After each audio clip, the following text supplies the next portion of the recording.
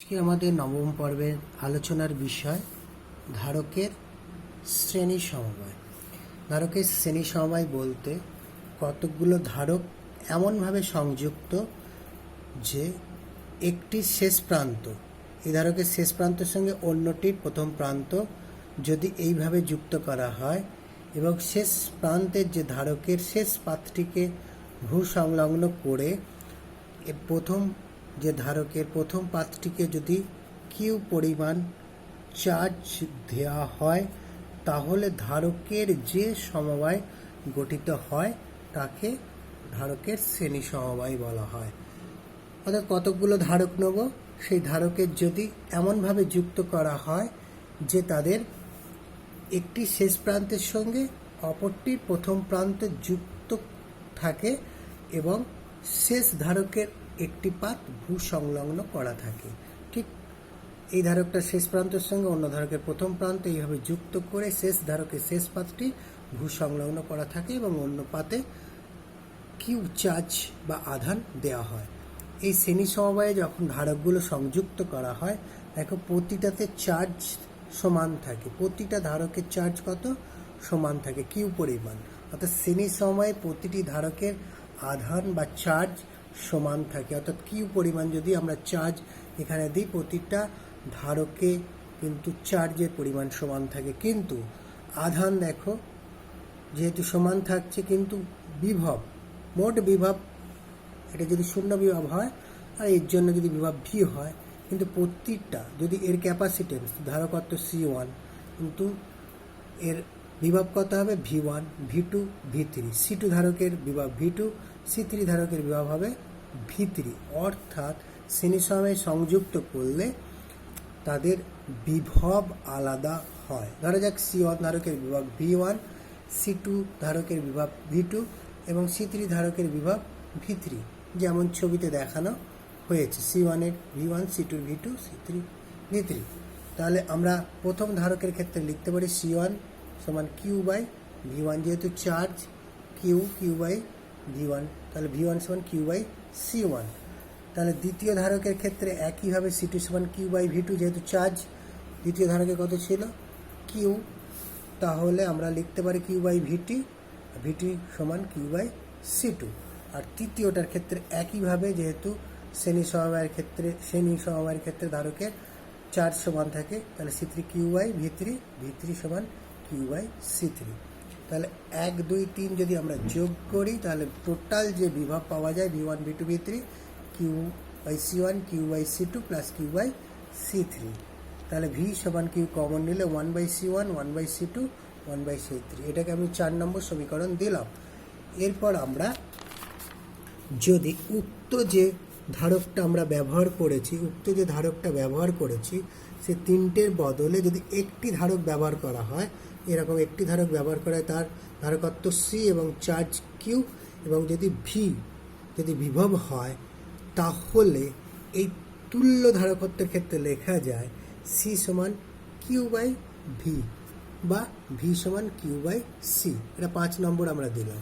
তাহলে আগে আমরা পেয়েছি যে 4 নম্বর সমীকরণে দেখে নেব ভি সমান পেয়েছি Q 1 by C1 plus 1 by C2 plus 1 by C3, 4 নম্বর। তাহলে এই ভি এবং এখানে যে বিভব আমরা পেয়েছি ভি সমান কিউ বাই সি সমান করে দিলাম। অর্থাৎ 4 নম্বর এবং 5 নম্বর সমীকরণ 4 ও 5 নম্বর তুলনা করে পাই ভি এর জায়গায় কিউ বাই সি সমান Q 1 by C1 1 by C2 plus 1 by C3, কারণ আগে ভি সমান আমরা এটা পেয়েছি। তাহলে কিউ দুদিক থেকে উঠে গেলে 1 বাই সি সমান 1 by C1 plus 1 by C2 plus 1 by C3। অর্থাৎ যদি আমরা ধারকগুলো শ্রেণী সমবায়ে যুক্ত করি তার তুল্য রোধের অনন্যক দেখা যাচ্ছে ওই সমবায়ে সংযুক্ত ধারকগুলো C1 C2 C3 তাদের অনন্যকের যোগফলের সমান। অর্থাৎ তুল্য রোধের অনন্যক ওই সমবায়ে সংযুক্ত ধারকগুলির অনন্যকের যোগফলের সমান। এবার আমরা দেখে নেব পরের অংশ, গোলীয় ধারক কাকে বলে। আর এই গোলীয় ধারকের ক্ষেত্রে আমরা ধারকত্বের যে রাশিমালা প্রতিষ্ঠা করব এবং সেখান থেকে আমরা একটা গোলাকার পরিবাহীর ধারকত্ব ওর ব্যাসার্ধের সংখ্যা মানে সমান সেটা প্রমাণ করব। অর্থাৎ আমরা ফার্স্ট দেখে নেব গোলীয় ধারক বলতে কী বোঝি। গোলীয় ধারক বলতে আমরা এই ধরনের ধারক বুঝি এবং সেখান থেকে তার ধারকত্বের রাশিমালা বের করব এবং শেষে আমরা দেখব যে গোলীয় ধারকের ক্ষেত্রে তার ধারকত্ব তার ব্যাসার্ধের সমানুপাতিক। গোলীয় ধারক বলতে বোঝায় যে দুটি গোলাকার ধারকের মধ্যে যদি পরাবৈদ্যুতিক ধ্রুবক দিয়ে পৃথক করা হয়, মানে যে এটা কে পরাবৈদ্যুতিক ধ্রুবক দিয়ে পৃথক করে দেয়া হয়েছে এবং বাইরের যে খোলকটাকে যদি আমরা ভূসংলগ্ন এবং ভেতরের যে গোলকটিকে আমরা যদি আধান দিই তাহলে যে ধারক হয় তাকে বলা হয় গোলীয় ধারক। এখানে দেখো দুটো গোলক নেওয়া হয়েছে এ এবং বি। এ এবং বি এর মাঝে পরাবৈদ্যুতিক ধ্রুবক কে সম্পূর্ণ পরাবৈদ্যুতিক ধ্রুবক মাধ্যম দ্বারা ভর্তি করা হয়েছে এবং এ গোলককে প্লাস কিউ আধান দেওয়া হয়েছে এবং এই প্লাস কিউ আধানের জন্য বি গোলকটায় মাইনাস কিউ আধান আবেশিত হয়েছে। ধরা যাক এ গোলকের ব্যাসার্ধ R1 এবং বি যে গোলকটা বাইরের যে গোলকটার ব্যাসার্ধ হচ্ছে R2।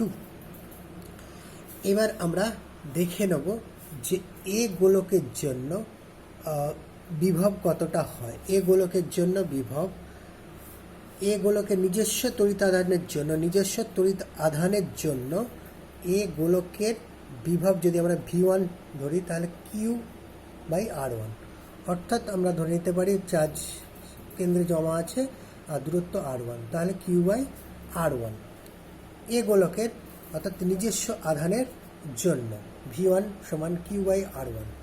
এবার যেটা ফাঁপা গোলকের অভ্যন্তরে বিভব সর্বত্র সমান এবং ওটি ওই গোলকের পৃষ্ঠ বিভবের সমান বলে মাইনাস কিউ আধান আবিষ্ট আধানের জন্য, যেহেতু এখানে যে ফাঁপা গোলকটা আছে এই ফাঁপা গোলকে মাইনাস কিউ আধান আবেশিত হয়েছে এই এ গোলকের প্লাস কিউ আধান দেওয়ার কারণে।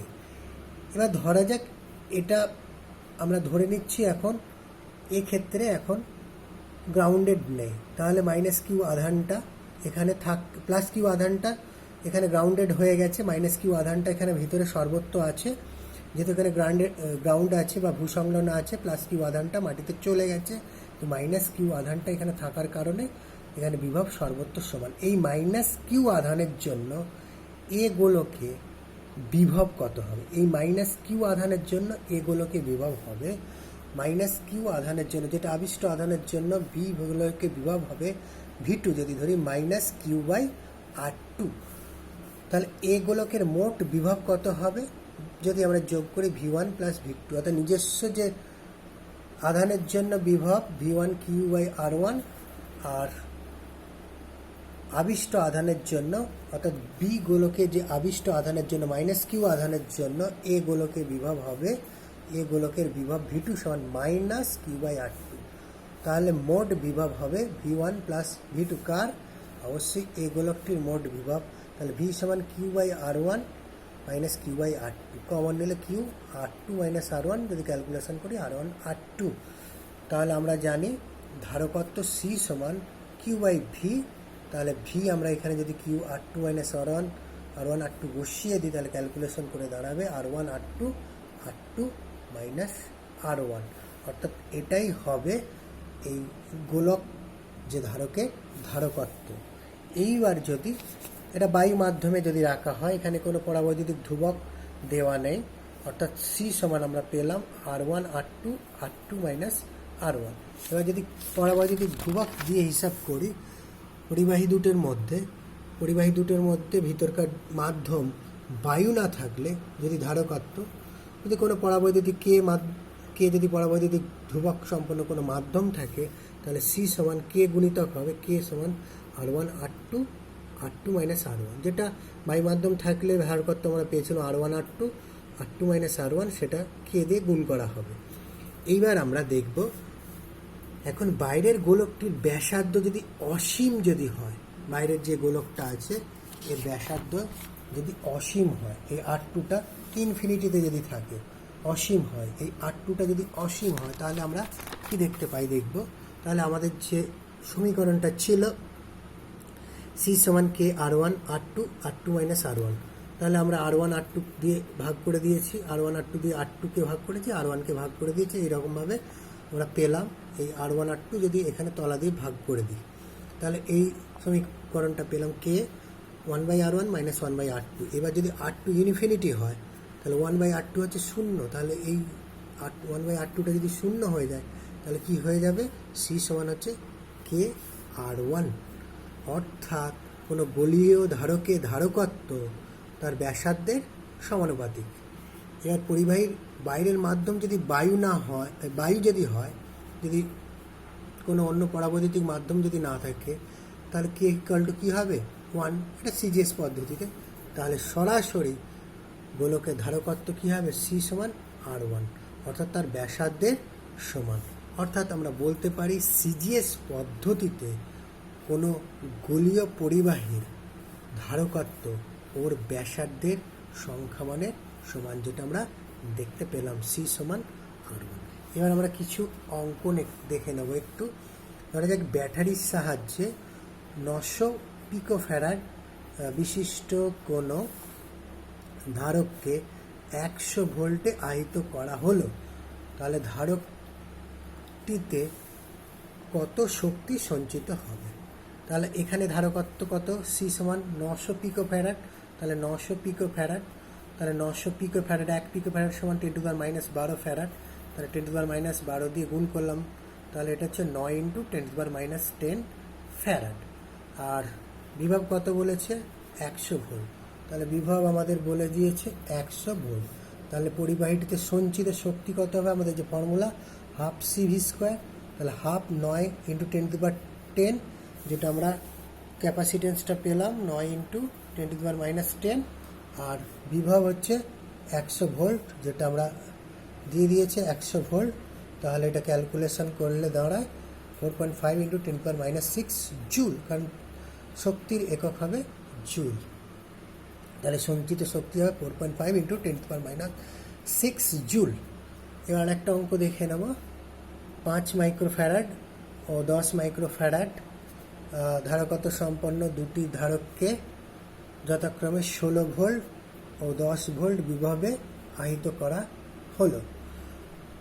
ধারক দুটিতে যদি সমান্তরাল সমবায় যুক্ত করা হয়, ধারক দুটিতে এদের সাধারণ বিভব কত হবে। দুটো ধারক 5 মাইক্রোফ্যারাড ও 10 মাইক্রোফ্যারাড, এদের কত বিভব কত, 16 ভোল্ট আর 10 ভোল্ট। এদের যদি যুক্ত করা হয় এবং সমান্তরাল সমবায় ধারক দুটি যুক্ত করা হয়, তাহলে তাদের সাধারণ বিভব কত হবে। তাহলে এখানে C1 সমান 5 × 10⁻6 ফ্যারাড, আর যেহেতু এখানে 5 মাইক্রোফ্যারাড বলা হয়েছে, 1 মাইক্রোফ্যারাড সমান 10⁻6, তাহলে C1 হচ্ছে 5 × 10⁻6 ফ্যারাড। V1 কত বলেছে, 16 ভোল্ট, 16 ভোল্ট। আর দ্বিতীয়টা 10 মাইক্রোফ্যারাড বলেছিল, আর কত ভোল্ট, 10 ভোল্ট। C2 হচ্ছে 10 × 10⁻6 ফ্যারাড × 10 ভোল্ট। 1 মাইক্রোফ্যারাড সমান 10⁻6 দিয়ে গুণ করতে হবে। তাহলে সাধারণ বিভবের আমরা ফর্মুলা জানি, C1V1 + C2V2 C1 + C2।